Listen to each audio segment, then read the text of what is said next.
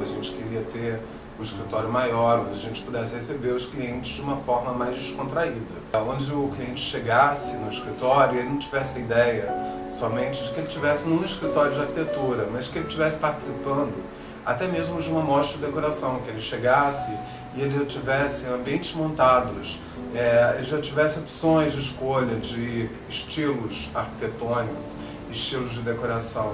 E a gente precisava de um espaço para montar esse escritório, e daí surgiu uma série de outras ideias. Quando eu entrei na casa a primeira vez, eu confesso que eu fiquei muito assustado. Eu achei que eu estava numa casa assombrada, né? Imagina, 104 anos na casa sem reforma. Praticamente não tinha teto. A gente sofreu muito com a infraestrutura da casa, porque não existia banheiro, hidráulica não funcionava, elétrica. Então ali a gente teve que começar praticamente do zero. A casa, ela tem vários estilos, porque na verdade quem construiu em 1911 foi o Marechal Firmino Pires Ferreira. Ele começou a construção para a filha Julieta, que ia se casar, né? A Julieta se casou e a casa não ficou pronta, e daí o marido morreu, ela ficou viúva, e eles acabaram nem chegando na casa. O Marechal Firmino Pires Ferreira, ele vendeu essa casa para o João Coelho e a esposa. E João Coelho ali viveu até sua morte.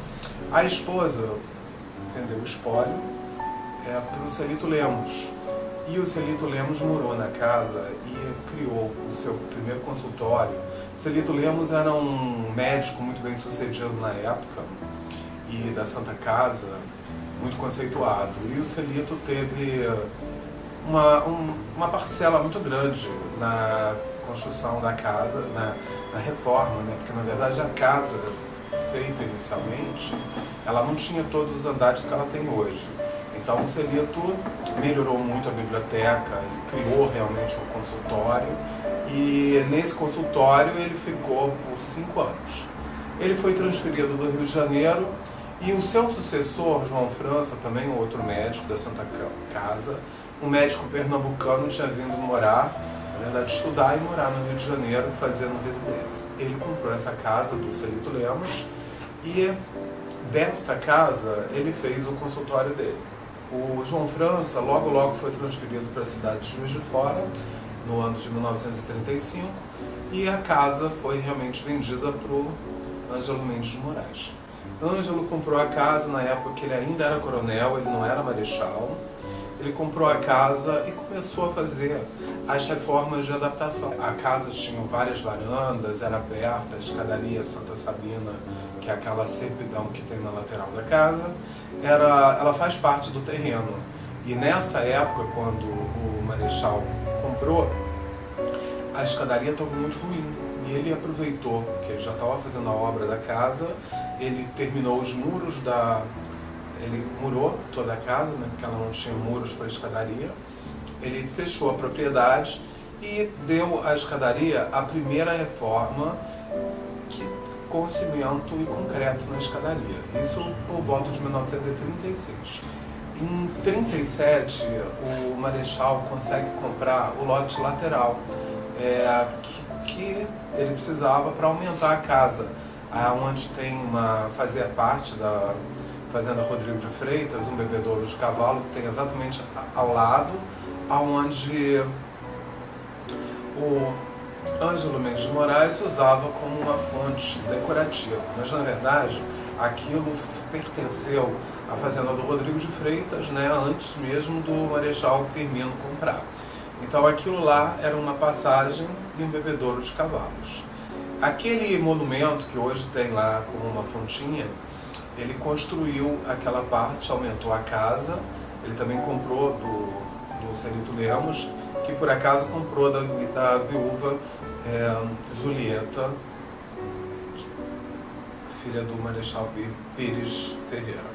Com isso, o Ângelo aproveitou os dois terrenos, ele uniu, ele criou uma fachada maior na casa, ele criou no terceiro piso, que era um piso muito limitado, só tinham 3 quartos, ele criou mais um quarto grande, mais uma um cômodo, mais uma sala, enfim, a casa realmente sofreu uma metamorfose.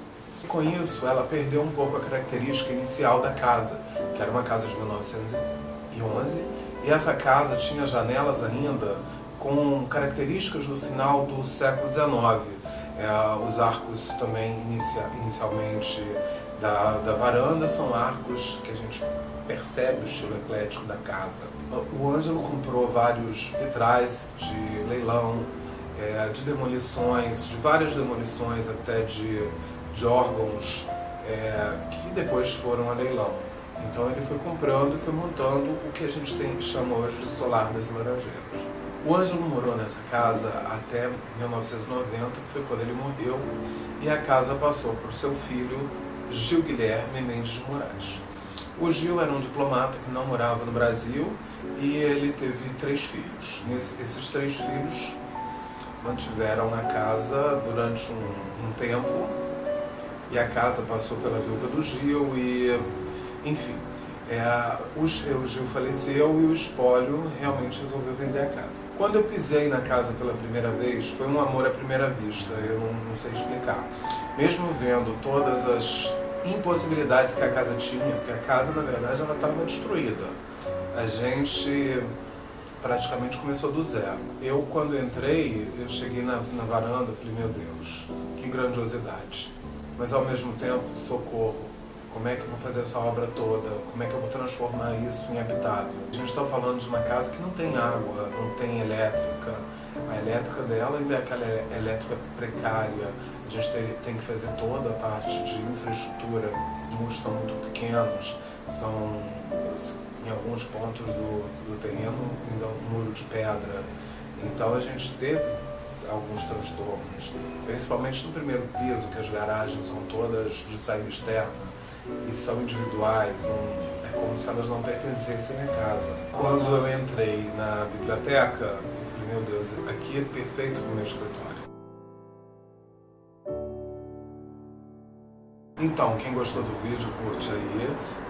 Se vocês quiserem se inscrever, não só no nosso canal do YouTube, que eu acho bacana, que vocês vão acompanhar de uma forma mais abrangente, né, o nosso diário de obra, mas também a nossa página no Facebook, que é Solar das Laranjeiras, e o nosso Instagram, Solar das Laranjeiras, tá bom? Aguardo vocês e até nosso próximo vídeo e as nossas próximas postagens.